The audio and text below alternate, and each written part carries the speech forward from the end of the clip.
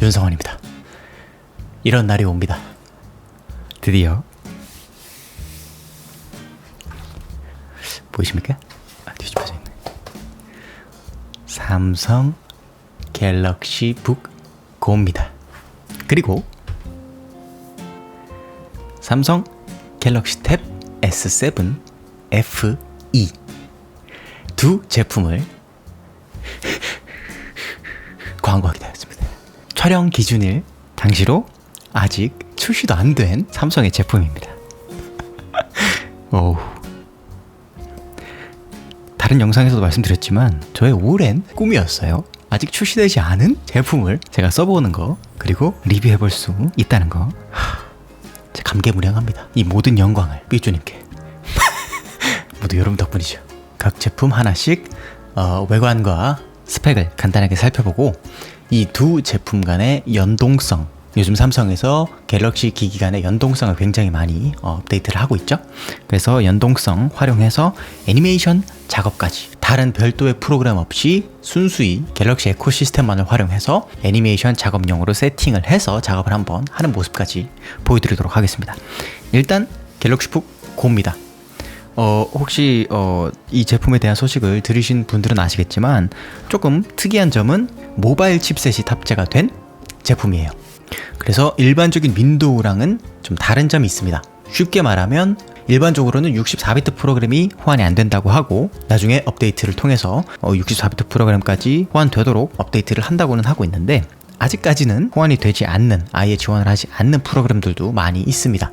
그러니까 여러 가지 프로그램을 돌리기 위해서는 조금 사용하기에 무리가 있을 수 있어요. 그냥 문서 작업이나 웹서핑 이런 간단한 작업을 하시는 분들한테는 이 ARM 기반의 윈도우, 그러니까 모바일 칩셋이 탑재가 된 게 훨씬 더 이득인 부분도 있습니다. 그러니까 우리가 핸드폰 같은 경우에 사용할 때, 사용 안 할 때마다 전원을 끄진 않잖아요. 화면만 꺼놓고 이렇게 다니잖아요. 그런 것처럼 이 모바일 칩셋이 탑재가 된 노트북은 언제든지 열면 쉽게 켜질 수 있습니다. 전원을 끄지 않아도 전력 효율이 좋기 때문에 배터리가 굉장히 오래 간다는 장점이 있어요. 그래서 들고 다니면서 언제든 펼쳐가지고 계속해서 문서를 주고받으신다거나 문서 작성을 하셔야 되는 분들한테는 더 효율이 좋을 수가 있죠. 일단 설명은 대략 이렇게 하고 외관을 한번 쭉쭉 살펴볼게요. 이번에 삼성에 출시한 갤럭시 북 고 굉장히 저렴하게 나왔죠? 이 정도 가격대의 노트북을 저는 써본 적이 없었어요. 물론 제가 무슨 돈이 많아서 그런 노트북을 써봤다는 게 아니라 이런 노트북을 써볼 기회가 없었죠. 전 작업용으로만 알아보다 보니까 노트북을. 근데 이번에 제품을 수령하고 나서 한 이틀 정도 세팅을 하고 써보면서 느낀 건데 사용 방향성이 명확한 분들이 구매하시기에 좋은 제품인 것 같습니다. 아니 외관 얘기하다 지금 이상한 얘기하는데 딱 봤을 때 이렇게 저가형 노트북이라고 생각이 안 들 정도로 굉장히 고급지게 나와서 깜짝 놀랐어요. 이게 처음에 딱 열어봤을 때 이게 갤럭시 북 고라고? 하는 싶은 그런 느낌이 좀 있었습니다. 물론 이 뒷부분에, 윗부분에 보시면 여기 고무 패킹이 되어 있는 게 요게 노트북이 열릴 적에 밑에 부분에 상판을 살짝 들어주는 역할을 하게 됩니다. 그래서 이 옆부분을 이렇게 들어주게 되는데 여기에 들었을 때 밀리지 않게 하기 위해서 고무가 이렇게 들어가 있는 것 같습니다. 전반적으로 메탈 느낌이, 근데 뭔가 완전 순수한 메탈은 아닌 것 같고 뭔가 합금 같은 느낌이 좀 있습니다. 일단 굉장히 고급진 모습이죠. 그래서 위쪽 상판만 봤을 때는 사실 얘가 저가형인지 프로 제품인지 물론 프로처럼 보이진 않아요 사실. 되게 아무튼 고급져 보인다는 거. 그리고 여기 측면에 어떤 포트가 있는지 보자면 켄싱턴 락이라고 하죠. USB 타입 A 그리고 C 타입, 그리고 요건 LTE 제품이기 때문에 유심칩 트레이가 이렇게 있습니다. 반대쪽에는 마이크로 SD 카드 슬롯이 있고 이어폰 단자, 그리고 USB-C 타입이 하나 더 있습니다. 보통은 여기에 전원 포트 연결해가지고 사용을 할 것 같고요. 후면부는 깔끔하게 아무것도 없습니다. 그리고 좀 특이한 게 하판을 보게 되면 하판이 플라스틱이에요. 여기에서 뭔가 가성비 라인업이라는 게 느껴지는 부분이죠. 근데 사실 우리가 하판을 보진 않잖아요. 우리 카페에 들어가서 노트북을 딱 펼쳤을 때 하판을 보는 게 아니라 이 상판만 보는 거기 때문에 괜찮은 선택과 집중이지 않았나 싶은 느낌도 있고요. 다음으로 한번 내부를 한번 볼까요? 그 화면을 쫙 열게 되면 이렇게 하판도 마찬가지로 상판과 마찬가지로 메탈 합금 느낌의 재질로 되어 있고 키보드는 블랙 색상으로 처리가 되어 있습니다. 이렇게 그 키보드 같은 경우에는 플라스틱 재질로 되어 있는 것 같아요. 이게 플라스틱인지 정확하게는 그렇게 가벼운 느낌이고 살짝은 까끌까끌한 느낌으로 키감을 촉촉하게 만들어 주려는 느낌이 있는 것 같습니다. 조금은 가성비 라인 제품이다라는 걸 상기시켜주는 느낌은 좀 있었어요. 요 촉감 같은 경우에는 뭔가 조금은 가벼운 느낌이 있긴 했었습니다. 요거 한번 타이핑 간단하게 한번 해볼까요?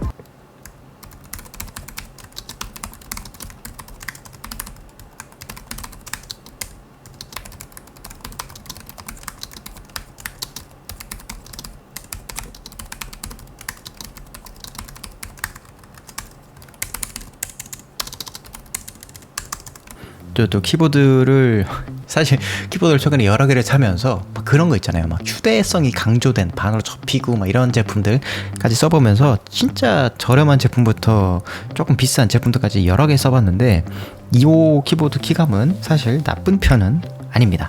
그리고 아래 터치패드 생각보다 넓어가지고 좀 편하게 쓸 수 있을 것 같다 했는데 반응 속도는 조금 애매한 부분이 있어가지고 조금은 아쉬운 부분이 좀 있습니다. 그렇다고 막 못 쓸 정도는 아니지만 와 트랙패드 좋다 싶은 느낌은 아니라는 거, 이건 좀 명확히 해두고 싶네요. 하단부 좌클릭 우클릭 형태로 사용 가능하게 되어 있다는 점.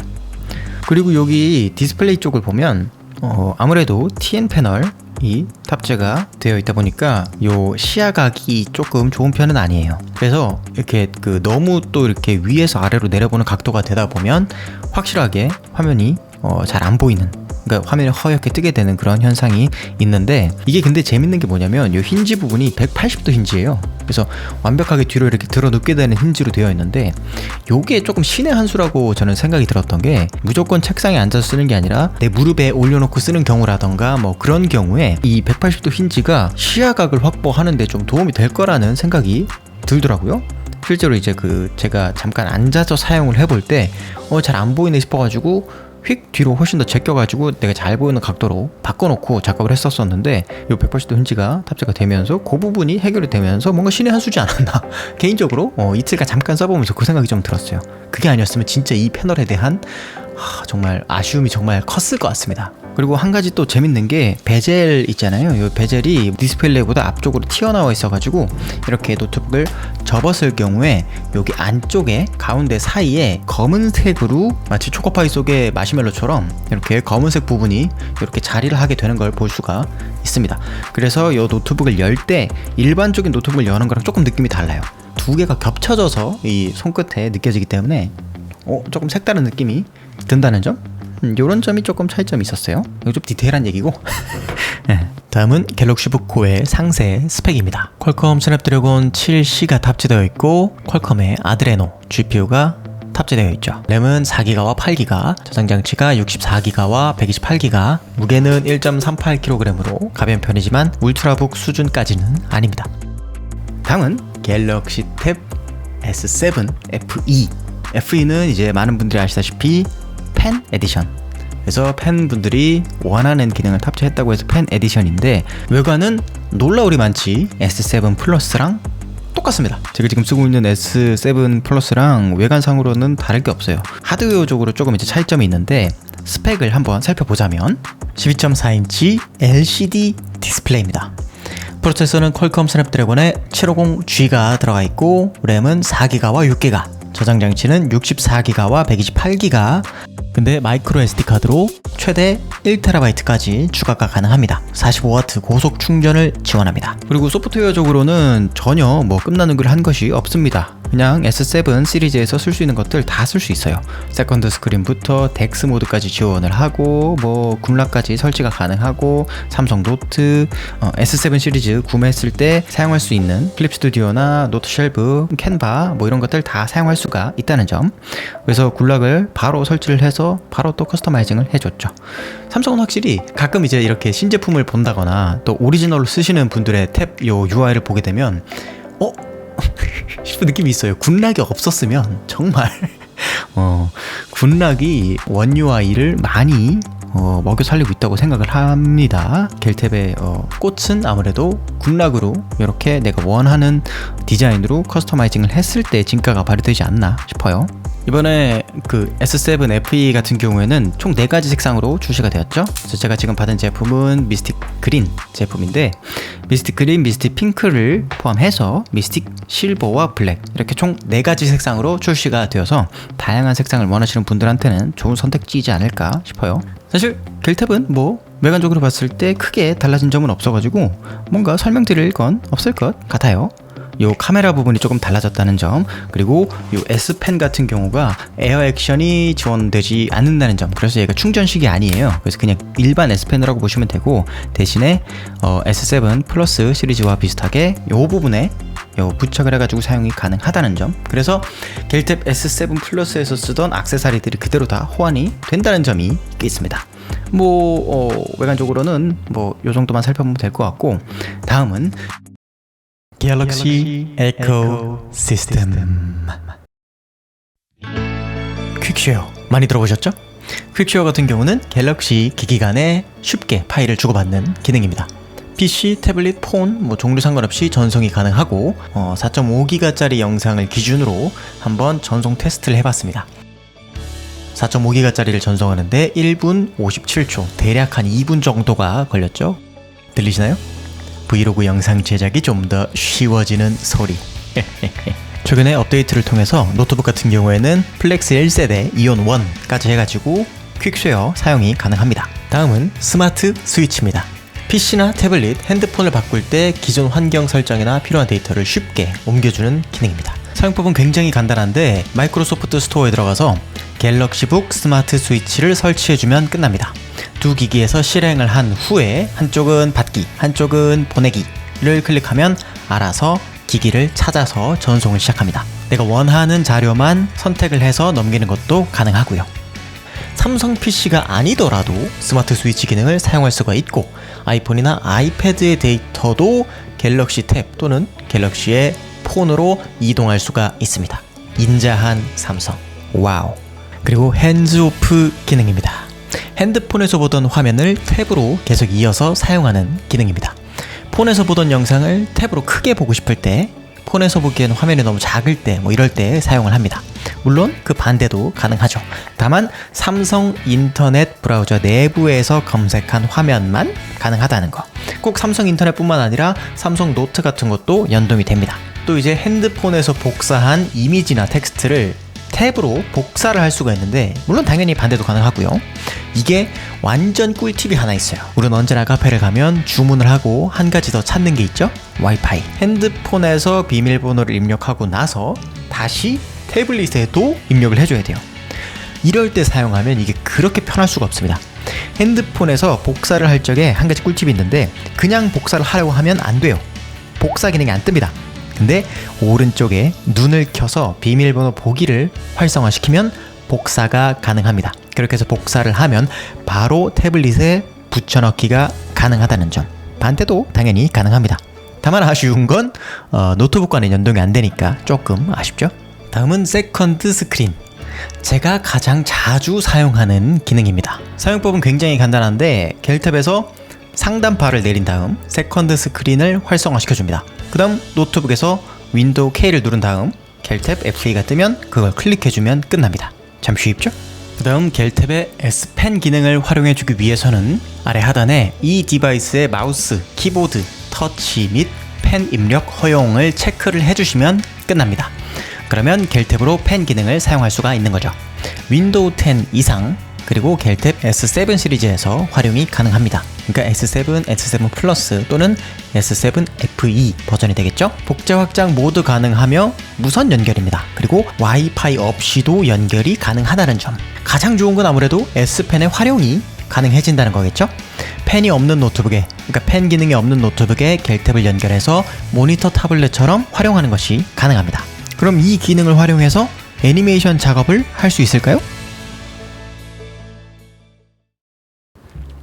이렇게 세컨드 스크린을 활용해서 갤럭시북 고와 이렇게 갤탭 S7 FE를 연결해둔 상태입니다. 이렇게 펜을 움직여보면 필업까지 해서 잘 먹는 모습이죠. 사실 이 화면 내에서는 조금 끊겨 보이는 것도 사실인데, 이거는 세컨드 스크린 특성상 어쩔 수 없는 부분이고, 갤럭시북 화면을 보면 훨씬 더 빠르게 움직이는 걸 볼 수가 있습니다. 그러니까 신티크처럼 충분히 사용할만 하다라고 느껴집니다.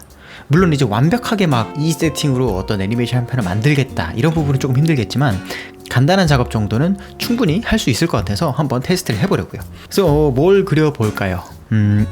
항상 애니메이션 프로그램을 먼저 켜놓고 생각을 합니다. 일단 켜놓고 그 다음에 뭘 그리지? 그리고 한 가지 꿀팁이 있습니다. 팜리젝션이라고 하죠. 이렇게 S펜이 호버링이 되어 있는 상태에서는 터치가 안 됩니다. 그런데 만약에 호버링이 끊기게 되면 바로 손 터치를 인식을 하게 되죠. 이게 만약에 많이 불편하다 싶으신 분들은 손 터치만 끌 수 있는 방법이 있습니다. 뭐 다른 별도의 프로그램을 까실 필요도 없고요. 어떻게 하면 되냐면 이렇게 세컨드 스크린으로 연결을 하고 난 이후에 갤럭시 북에서 장치라고 치면 장치 관리자라고 뜹니다. 장치 관리자에 들어가시면 가장 하단에 휴먼 인터페이스 장치라고 있어요. 여기에서 규격 터치 스크린 있습니다. 우클릭하시고 사용 안함 눌러주시면 바로 손 터치가 안 먹는 모습을 볼 수 있죠. 펜 터치는 그대로 먹습니다. 이건 굉장히 꿀팁이에요. 이거 장치 관리자 들어가는 게 좀 귀찮긴 하더라도 다른 것보다도 이게 가장 편리한 방법입니다. 손 터치를 사용하려면 언제든지 다시 켜주면 그만이에요.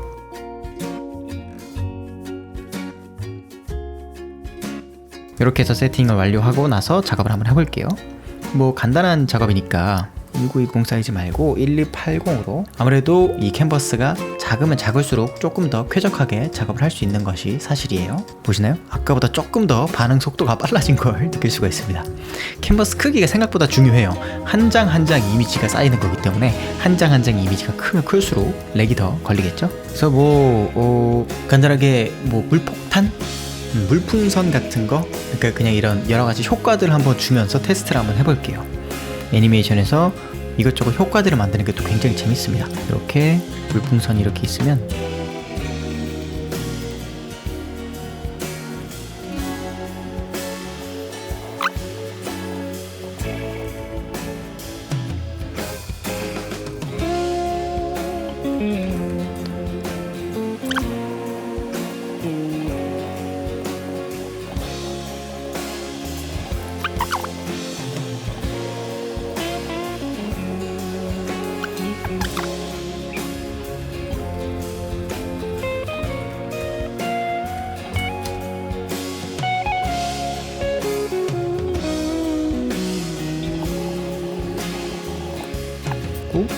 터지는 느낌. 괜찮게 나왔네요. 사실 전 애니메이팅에서 이런 효과를 넣는 작업을 되게 좋아합니다. 이게 되게 가성비가 좋아요. 그러니까 내가 들이는 시간이나 노력에 비해서 결과물이 되게 화려해 보이는 그런 효과가 좀 있습니다. 물론 이제 어떤 효과를 그리냐에 따라 조금 다르겠죠. 근데 이런 그냥 효과만 그리면서 노는 게 연습도 많이 되고 되게 좋아요. 여기저기서 풍선을 쏘는 겁니다. 이렇게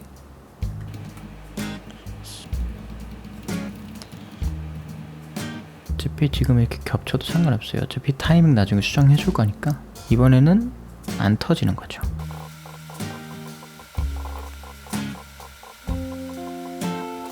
이런 느낌이면 어떨까요?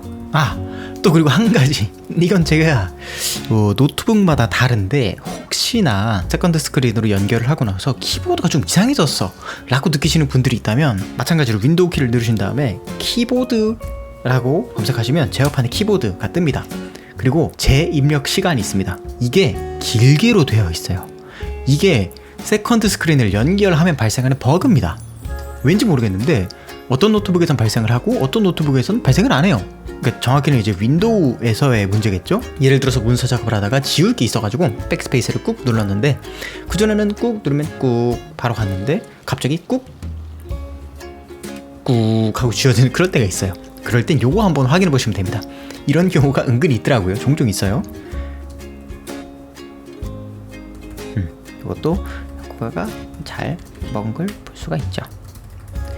또 마찬가지로 타이밍 작업을 조금 해줄게요. 또잉또잉또잉. 물풍선 같은 느낌은 풍선 안에 들어있는 물들이 유동적으로 움직이기 때문에 이 동그란 공의 형태가 그대로 유지되진 않을 거예요. 2개 또는 3개 정도의 파트가 유동적으로 안쪽에서 움직인다고 생각하면서 작업을 해주면 좋습니다.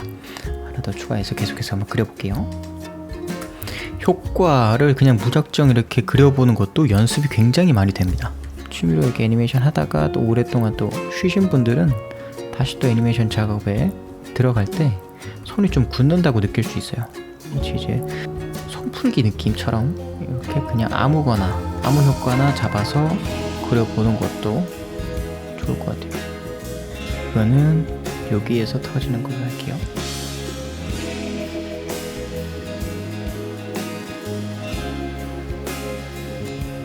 먼지 효과랑 다른 점은 먼지는 퍼지는 느낌이면 물풍선 같은 물줄기 같은 느낌이면 아래로 꺼지겠죠. 물이 자연스럽게 중력에 의해서 바닥으로 꺼질 테니까 그런 느낌을 살리면 조금 더 물풍선 같은 방금 물이 터져서 퍼지는 것 같은 그런 느낌을 살릴 수가 있을 겁니다.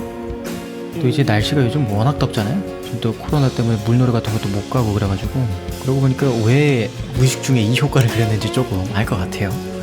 물놀이가 하고 싶었나 봅니다.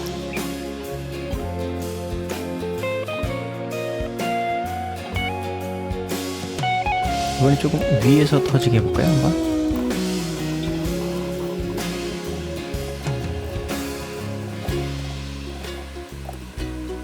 이렇게 양쪽 화면을 다 보여드리는 이유는 어느 정도 딜레이가 있는지 보여드리기 위해서 이렇게 보여드리고 있는 겁니다. 제가 머리를 혹시 계속 가리나요? 한번 전체를 한번 볼까요? 재생할 때는 확실히 원활하게 재생이 되는 모습이에요. 전혀 뭐 아무런 지장 없이 제대로 잘 재생이 되고 있고 물풍선 하나만 더 안 터지게 한 다음에 누가 걸어와서 콕콕콕 터트리고 끝내는 걸로 한번 해보죠. 그것도 재밌을 것 같다. 어떻게 뭐 쫄라맨으로 그려볼까요? 네, 쫄라맨으로 그려야 좀 더 재밌을 것 같아요. 애니메이션에서는 크게 두 가지 방식으로 애니메이팅을 할 수가 있어요. 스트레이트 어헤드 그리고 포스트 포즈. 제 영상을 많이 보신 분들은 아시겠지만 이 두 가지 방법 중에서 이렇게 인물이 어떤 동작을 취할 때 이런 동선 같은 거를 짤 적에 포스트 포즈 방식으로 작업을 들어가게 되면 훨씬 더 수월하게 애니메이팅 작업을 해줄 수가 있어요. 스트레이트 어헤드는 반대로 처음부터 끝까지 동시에 한 번에 작업을 쭉쭉 해나가는 방식이라고 보시면 됩니다. 어떤 그 물리적인 움직임을 표현할 때는 스트레이트 어헤드가 훨씬 더 편리하고 직접 인간이 본인의 의지를 가지고 무언가 움직인다든가 그런 것들을 표현할 땐 포스트 포즈 방식이 훨씬 더 쉽습니다. 이렇게 등장을 해서 이렇게 나온다고 할게요. 이렇게 성큼성큼 걸어가서 또 이제 여기서부터 팔은 그리지 않을게요. 팔은 몸 움직임이 완료가 된 이후에 스트레이트 어헤드 방식으로 그려주면 조금 더 편리하기 때문에 여기서는 팔은 또 그리지 않겠습니다.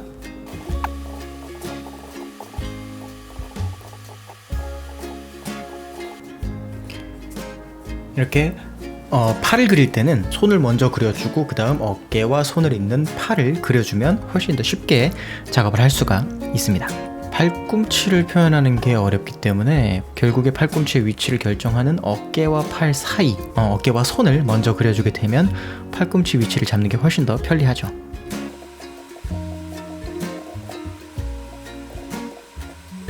이렇게 탁 찌른 순간에 펑 하고 터져야겠죠?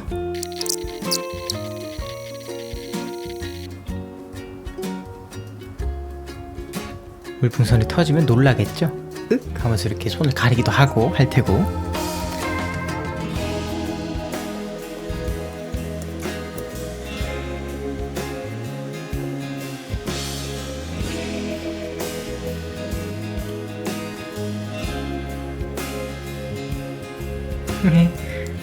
놀라는거려? 이제는 한번 찌르고 놀랐으니까 그 다음에 잘 안 놀라겠죠? 그래서 그냥 톡 하고 바로 나가는 걸로 한번 해보도록 하겠습니다.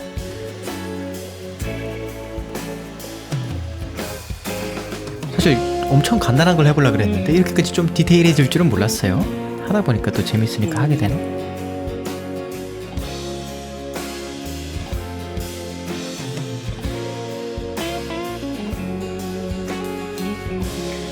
이렇게 되자.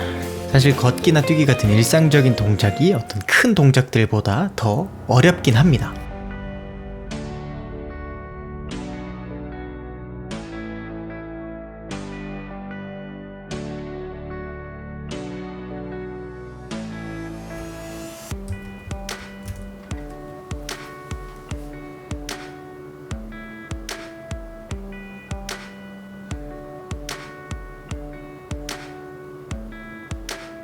이렇게 세컨드 스크린을 활용해서 간단하게 갤럭시 북 고와 갤럭시 탭 S7 FE 두 가지를 활용해서 간단한 애니메이션을 하나 만들어봤습니다. 좀 시원한 물폭탄을 맞고 싶은 느낌으로 한번 물풍선을 그려봤는데 갤럭시 고가 조금씩 힘들어할수록 갤럭시 탭 FE의 세컨드 스크린 기능 자체도 조금씩 반응 속도가 더욱더 느려지는 느낌을 받긴 했습니다.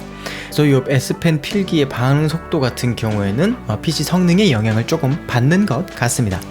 근데 뭐 이거야 뭐 레이어를 8개나 쓴 애니메이션 작업이니까 이렇게 조금씩 느려지는 거지, 사실 간단한 필기 작업이나 문서 작업, 뭐 간단한 사인 이 정도 할 때는 크게 문제가 될 건 없어 보여요. 일단 전반적으로 재생하는 데 있어가지고 렌더 거는 데 있어가지고는 문제가 없다는 점 너무나 만족스러운 부분이었고, 저는 이 정도면 굉장히 만족스러운 작업이었습니다. 그러니까 충전기를 연결하지 않고 사용을 해봤는데 지금 약 한 1시간 반 정도 작업을 해본 결과 84% 그리고 갤탭 FE 같은 경우는 81%에서 약 20% 정도밖에 줄어들지 않은 배터리 타임 시간도 굉장히 준수한 편인 것 같아요. 이건 좀 놀라운데요? 20%밖에 안 달았다고? 이건 좀 의외네요. 이건 되게 놀라운 결과인 것 같습니다. 사실 애니메이션 작업이라는 게 그렇게 가벼운 작업은 아닌데 1시간 반 정도 작업하는데 20%면 충분한 것 같긴 합니다. 물론 어쩔 수 없이 사양 때문에 더 그 이상의 작업은 못 한다는 게, 물론 못 할 것까지는 없어요. 조금 무리가 있다는 게 단점이긴 하지만 그래도 ARM 기반의 윈도우라는 점을 감안했을 때는 충분한 것 같아요. 생각보다 빠릿빠릿해서 좀 놀랐습니다. 간단한 웹서핑이나 문서 작업을 주로 하시는 분들, 간단하게 드로잉이나 디자인이 필요하신 분들께 갤럭시북 고와 갤럭시 탭 S7 FE를 추천드립니다. 가성비 라인업이다 라고 해서 완전히 작업이 불가능하진 않을까 걱정을 많이 했는데 생각보다 너무 수월하게 잘 돌아가더라고요. 나의 작업 환경, 내가 지금 필요한 기능들을 명확하게 알고 계신 분들, 나는 이 정도까지 필요 없어 하시는 분들은 한번 모바일 칩셋이 탑재된 ARM 기반의 윈도우 사용해보시는 것도 좋을 것 같네요. 윤성원이었습니다.